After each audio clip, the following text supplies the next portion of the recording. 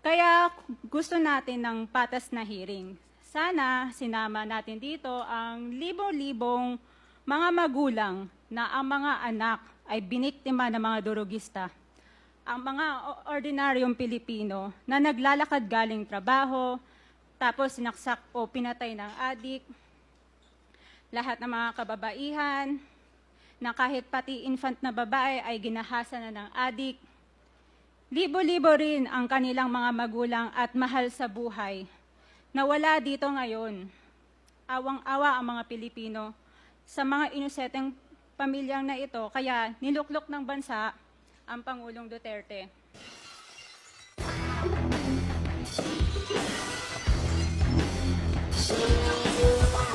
Mr. Chair, good evening po. Just a manifestation. This is a manifestation. Yes, Okay. Chair. Please proceed. Tayo ditong mga kinatawan ay ibinoto lamang ng ilang libong Pilipino. Ngunit ang kasama natin ngayon ang Pangulong Duterte, ang most voted Philippine leader ng 2016. At ang kanyang anak, Vice President Sara Duterte, ang most voted Philippine leader naman ngayong 2022. I would like to manifest na gusto ng sambayanang Pilipino ang pagdurog niya sa mga kriminal, durugista at NPA na terorista. Kaya sila ibinoto at patuloy na mahal ng mga Pilipino. Kaya gusto natin ng patas na hearing. Sana sinama natin dito ang libo-libong mga magulang na ang mga anak ay biniktima ng mga durugista. Ang mga ordinaryong Pilipino na naglalakad galing trabaho, tapos sinaksak o pinatay ng adik, lahat ng mga kababaihan, na kahit pati infant na babae ay ginahasa na ng adik.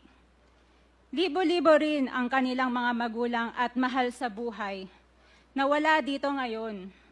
Awang-awa ang mga Pilipino sa mga inuseteng pamilyang na ito, kaya niluklok ng bansa ang Pangulong Duterte. Ang drug war ng Pangulo ay policy lamang. Hindi ito natupad kung hindi ito pinondohan ng Kongreso ng 6 na taon. Majority pa nga dito sa mga kinatawan ay naka-Duterte fist pa nung buong 6 na taon eh. Ang Duterte Youth Party List po ay patuloy na naninindigan sa Pangulong Rodrigo Duterte at pangalawang Pangulo, Sara Duterte, na naglingkod ng maayos, dumurog sa mga durugista, kriminal at NPA na terorista para proteksyonan ang milyon-milyong Pilipino. Bakit wala nag-iimbestiga dito o nag-iimbita sa atin sa sobrang raming Pilipino na biniktima ng mga durugista? And lastly, sa mga kongresista na kaalyado ng mga NPA, mahaya naman tayo sa topic ng pagpatay dahil kayo mismo, hindi kayo nagsasalita sa pagpatay ng NPA sa mga pulis, sundalo at mamayang Pilipino. Pati rin po sa mga natitirang resource persons na gusto mag-abogada papuntang ICC, si Attorney Maria Cristina Conti, na kandidato ngayon ng Bayan Muna Party List. Kasama po ang inyong katabi na si Nery Colmenares ng Bayan Muna. Sa NPA, nire-recruit ang mga kabataan para pabagsakin ang gobyerno at pumatay ng mga pulis, sundalo at tropa ng gobyerno. Di nyo naman kinokondena ang pagpatay nila. Ang kinokondena nyo ngayon ay ang dalawang naging most trusted leaders ng bansa na todo effort protektahan ang milyong-milyong mga Pilipino.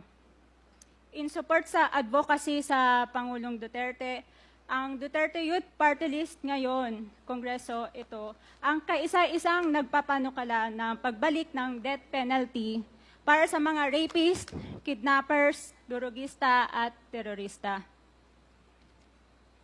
In behalf of the Duterte Youth Party List, kami ay nagpapasalamat sa todong suporta ng Pangulong Duterte at VP Sara Duterte sa mga tropa ng gobyerno at sa pagdurog nyo sa mga kriminal, durugista at NPA na terorista. Yun lang po. Maraming salamat po, Mr. Chair. At Thank you, magandang gabi po. Congresswoman. Salamat, Adema. Mr. Chair. Bawal po pumalakpak dito. Kung gusto niyo pumalakpak, doon kayo sa labas. Maaari ba? Mr. Chair. Wala hong bastusan dito, ha?